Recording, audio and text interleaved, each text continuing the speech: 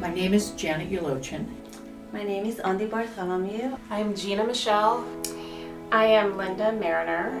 Well, it's so rewarding. Yeah, supporting women through Hope Lives has definitely changed me in a way of just considering the depth of living and considering in a woman's day that it can be, oh man, now I'm like getting emotional. We were so touched by what Hope Lives does. Our services are all holistic services, and what Hope Lives was offering to women was just amazing. And so to be able to provide a service for them outside in the community to help them stay healthy, to help them work with their symptoms and help address the side effects of treatment.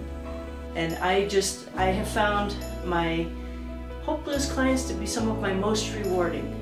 And they have been, without exception, just stunning to work with. I have been so honored to walk during this journey. I've had my heart broken, and I've just been so happy. So it's just been a real joy.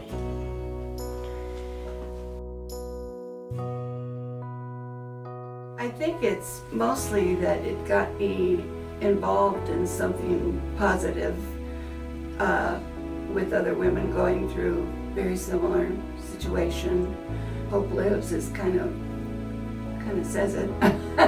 It works on that. That was what I found out I had cancer again. That was what I decided was hope is that's what I'm hanging on to. And so when I heard about your organization, that just seemed like a fit.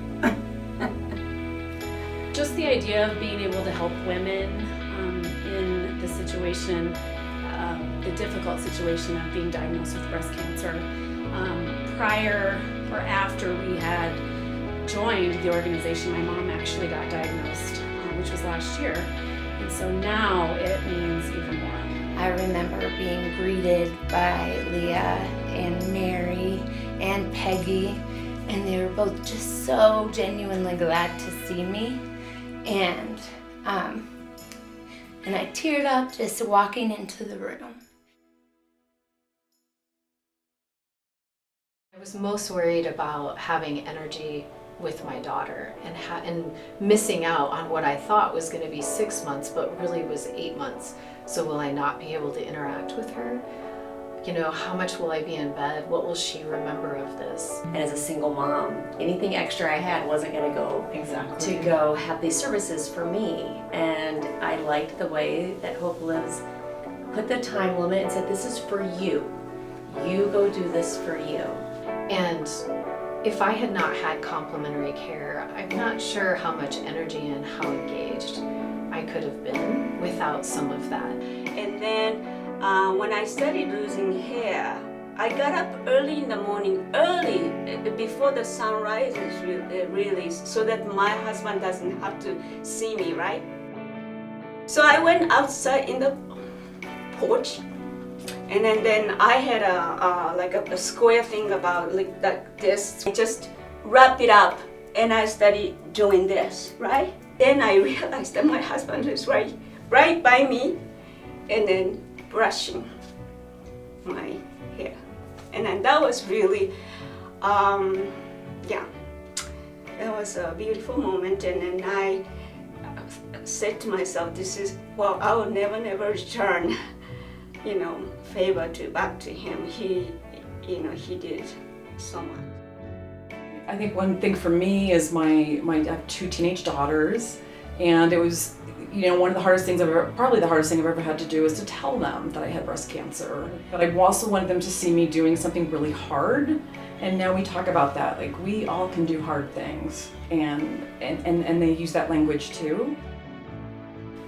If you just explore all resource information that you can after a diagnosis, you'll feel confident about making the right decision, that you are saving your life, but you're also making the right decision. Reach out to your and kind sisters that have walked this path, and listen to what they say about their journey and try and learn from that, and don't say mine will be different. Yes, it will be different, but there's a lot of similarities.